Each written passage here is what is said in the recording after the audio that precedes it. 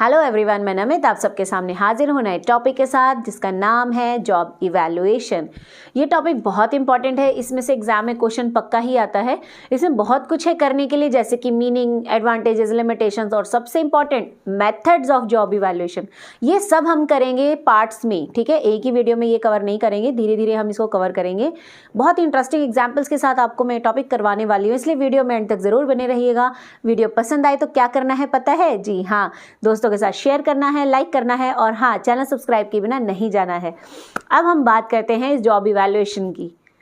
Job evaluation is made up of two words, job और evaluation. Job का मतलब होता है काम, जो ड्यूटीज, अथॉरिटीज, जो रिस्पॉन्सिबिलिटीज हमें निभानी है उसे कहा जाता है जॉब। और इवैल्यूएशन का मतलब होता है किसी चीज़ की डिटेल्ड स्टडी करना, उसके मूल्यांकन करना। तो जॉब इवैल्यूएशन का मतलब क्या हुआ कि हम यहाँ पर ये देखते हैं कि एक जॉब को परफॉर्म करने के लिए उसमें हमें क्या ड्यूटीज़, अथॉरिटीज़ निभानी पड़ेंगी, क्या पावर्स होंगी उस जॉब की वर्किंग आवर्स क्या होंगे, उसके लिए कितना नॉलेज, स्किल और ट्रेनिंग की रिक्वायरमेंट है। ये सारी चीज़ें हम चेक करते हैं और इन चीज़ों को मद्देनज़र रखते हुए हम इस जॉब की कीमत डिसाइड करते हैं। जी हाँ, अभी तक तो आपने सुना था इंसान की कीमत लगाई जाती है, मगर यहाँ तो जॉब की कीमत लगाई जा रही है। तो क्या है ये जॉब इवैल्यूएशन? आइए इसे डिटेल में समझते हैं, लेकिन पहले आप इसका स्क्रीनशॉट ले लीजिए। जॉब इवैल्यूएशन का जो मीनिंग है ना बच्चों, मैंने इसको छोटे छोटे पार्ट्स में डिवाइड किया है, ये पॉइंट्स बनाए हैं। जब आप इन पॉइंट्स को मर्ज कर लेंगे, जोड़ लेंगे, तो आपको एक प्रॉपर मीनिंग मिल जाएगा। जॉब इवैल्यूएशन क्या हुआ? देखिए, बहुत सी ऐसी जॉब होती हैं जिसमें कम पढ़ा लिखा होना चल जाता है, ज़्यादा स्किल या ट्रेनिंग की रिक्वायरमेंट नहीं होती, ज़्यादा वर्किंग आवर नहीं देने पड़ते, ज़्यादा रिस्पॉन्सिबिलिटीज़ नहीं होती। तो ऐसी कंडीशन में उस जॉब की कीमत कम होती है, यानी उस पर सैलरी कम दी जाती है। लेकिन जो इस जॉब के लिए हमें बहुत ट्रेनिंग की रिक्वायरमेंट है, स्किल, क्वालिफिकेशंस की रिक्वायरमेंट है, जिस जॉब में पावर्स बहुत हैं, जिस जॉब की रिस्पॉन्सिबिलिटीज़ बहुत हैं, ऐसे जॉब की कीमत हमेशा ज़्यादा होती है। अब यहाँ पर हम बात कर रहे हैं जॉब की कीमत लगाना, यानी कि हम यहाँ पर ये देख रहे हैं कि ये जो काम हम किसी से करवाएंगे ना, तो इस काम की क्या कीमत होगी। मतलब जो भी इंसान इस जॉब को परफॉर्म कर रहा होगा उसकी सैलरी कितनी होगी। यहाँ पर हम ह्यूमन बीइंग की एबिलिटीज़ के बेसिस पर उसकी सैलरी नहीं डिसाइड करते। ध्यान रखिए, यहाँ हम ह्यूमन बीइंग को नहीं रेट कर रहे, हम यहाँ जॉब को रेट कर रहे हैं। जैसे कि अगर कोई मार्केटिंग मैनेजर की पोस्ट के लिए आया है, तो हम ये देखेंगे कि मार्केटिंग मैनेजर के लिए क्या क्वालिफिकेशंस की रिक्वायरमेंट है, कितना स्किल्ड होना चाहिए, एक्सपीरियंस क्या चाहिए, वर्किंग आवर क्या है, उसके बेस पर हम उसकी वेजेस डिसाइड करेंगे। अब कोई भी इंसान जो उस पोस्ट पे बैठेगा उसको वही सैलरी दी जाएगी, चाहे वो बहुत ही ज़्यादा टैलेंटेड क्यों ना हो, लेकिन एक वेजेस हमने फिक्स कर दी, उसको वही सैलरी मिलेगी। और अगर कोई प्यून की जॉब के लिए आता है, भले ही वो पीएचडी किया हुआ है, फिर भी हम उसे प्यून की ही सैलरी प्रोवाइड करेंगे। क्यों? क्योंकि प्यून की जो जॉब है ना, उसकी रिस्पॉन्सिबिलिटीज़, अथॉरिटीज़ और पावर के बेसिस पर हमने उस जॉब की कीमत डिसाइड की हुई है। बात समझ आई?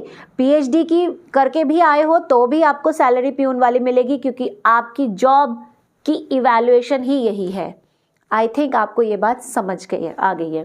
तो मैंने क्या बताया? It determining the worth of job. ये जॉब की कीमत डिटरमाइन करता है, निश्चित करता है कि एक जॉब की क्या सैलरी होनी चाहिए। जो भी इंसान इस जॉब के लिए आ रहा है उसको हम क्या पे करेंगे।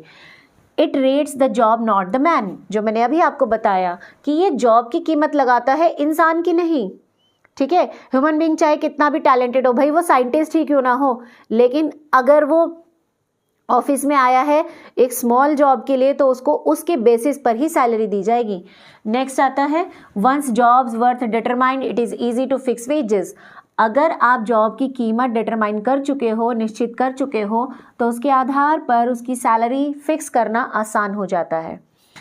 It considers the demand of job in terms of efforts and ability. यानी यहाँ पर हम ये देखते हैं कि किसी जॉब को करने के लिए कितनी एबिलिटी होनी चाहिए और उस जॉब में क्या ड्यूटीज़ परफॉर्म करी जाएंगी। ठीक है, हम यहाँ ये नहीं देखते कि जो इंसान आया है ना, जो इंडिविजुअल जॉब करने आया, उसकी एबिलिटीज़ क्या है, यानी उसकी क्या काबिलियत है, इस पर हमारा बिल्कुल भी ध्यान नहीं जाता। जॉब इवैल्यूएशन अलग है, परफॉर्मेंस अप्रेजल अलग है, कंफ्यूज नहीं होना, इस पर भी मैं आगे वीडियो बनाऊंगी। यहाँ जॉब की इवैल्यूएशन हो रही है, यानी सिर्फ काम की इवैल्यूएशन हो रही है, उसको काम को करने के लिए कौन आ रहा है, इसकी इवैल्यूएशन नहीं हो रही है। तो आई होप आपको मीनिंग तो क्लियर हो गया। अब हम बात करते हैं इसके ऑब्जेक्टिव्स की। क्या मकसद होता है एक जॉब को इवैल्यूएट करने का? देखिए इसकी मीनिंग में ही इसके ऑब्जेक्टिव्स छुपे हुए हैं। To know the worth of job, job की कीमत बताता है।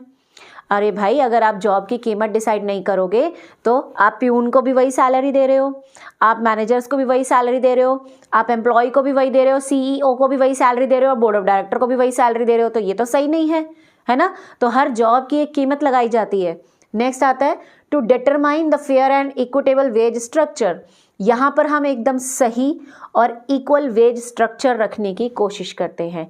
यानी हम पहले ये देखते हैं कि इस जॉब की अगर ये रिक्वायरमेंट्स है तो इसके बेस पर इस जॉब पे बैठने वाले हर इंसान की सैलरी यही होनी चाहिए। फिर चाहे वो कम टैलेंटेड है, चाहे वो ज़्यादा टैलेंटेड है, चाहे वो 10 साल के एक्सपीरियंस वाला है, चाहे वो 5 साल के एक्सपीरियंस वाला है, जॉब की जो कीमत होगी भाई उसके अकॉर्डिंग ही आपको सैलरी दी जाएगी। To ensure utmost job satisfaction to all the employees, हर एम्प्लॉय को जॉब सेटिस्फेक्शन होती है क्योंकि उसे पता है कि जिस जॉब के लिए वो जा रहा है उस जॉब की कीमत क्या है। तो इससे उसे पहले ही अंदाज़ा हो जाता है कि उसे फ्यूचर में क्या सैलरी मिलने वाली है। नेक्स्ट आता है to provide information for good methods of recruitment selection and training. Recruitment selection training करने के लिए ये हमें गुड मैथड्स प्रोवाइड करता है। कैसे, वो हम आगे आने वाली वीडियोज़ में पढ़ेंगे। नेक्स्ट आता है to ensure equal wages are paid to person with equal qualifications, यानी ये इस बात का खास ध्यान रखता है कि जो लोग इक्वल क्वालिफिकेशंस के साथ आए हैं, जिनका इक्वल एक्सपीरियंस है, उनकी सैलरी इक्वल होनी चाहिए। अगर आपने जॉब को इवैल्यूएट नहीं किया होगा तो जो HR है वो अपने हिसाब से किसी को 50,000 रुपये दे रहा है, किसी को 70,000 रुपये दे रहा है, किसी को सिर्फ 20,000 रुपये दे रहा है, जबकि वो सभी लोग सेम तरह की पोजीशन पर हैं। तो ऐसी कंडीशन में एम्प्लॉयज़ के बीच में डिससेटिस्फेक्शन होगा कि नहीं? हो जाएगा ना। तो इस डिससेटिस्फेक्शन को ख़त्म करने के लिए जॉब को इवैल्यूएट किया जाता है और सैलरी उसी के अकॉर्डिंग फिक्स होती है। नेक्स्ट आता है to provide fair change for all employees for advancement, यानी हर एम्प्लॉय को एडवांसमेंट करने का ये मौका देता है। ठीक है, तो आई थिंक आपको ये ऑब्जेक्टिव्स तो क्लियर हो गए। अब हम बात करते हैं इसके एडवांटेजेस की। एडवांटेजेस का आप स्क्रीनशॉट ले लीजिए।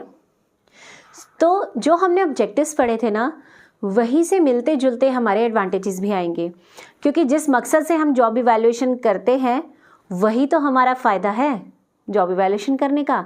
इस टॉपिक को एडवांटेजेस भी कह सकते हैं, मेरिट्स भी कह सकते हैं, इम्पॉर्टेंस भी कहते हैं।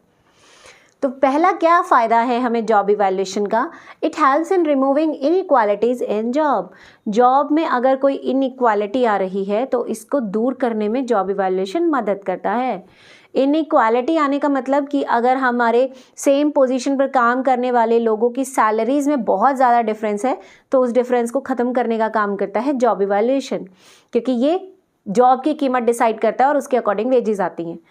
नेक्स्ट है it helps in settlement of disputes arising out of wages. अगर वेजेस को लेकर, सैलरीज को लेकर एम्प्लॉयज़ के बीच में किसी तरह का डिस्प्यूट हो जाता है, झगड़ा हो जाता है, तो उस झगड़े को भी हम जॉब इवैल्यूएशन की टेक्निक्स के थ्रू रिमूव कर सकते हैं।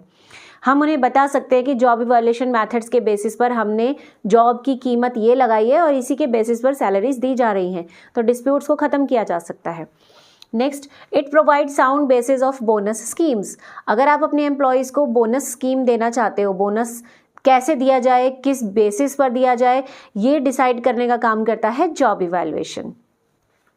नेक्स्ट आता है the change in technology also changes job content, यानी जैसे जैसे टेक्नोलॉजी में बदलाव आता है तो जॉब के अंदर भी चेंजेस आते हैं, जॉब की टेक्नोलॉजीज़ बढ़ जाती हैं, उसको काम करने की जो डिफ़िकल्टीज़ हैं, मुश्किलें हैं वो बढ़ जाती हैं और रिस्पॉन्सिबिलिटीज़ भी बढ़ जाती हैं।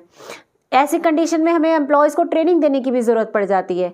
इट मीन्स जिस सैलरी पर वो लोग पहले काम कर रहे थे, हम आज भी वही सैलरी उन्हें नहीं दे सकते।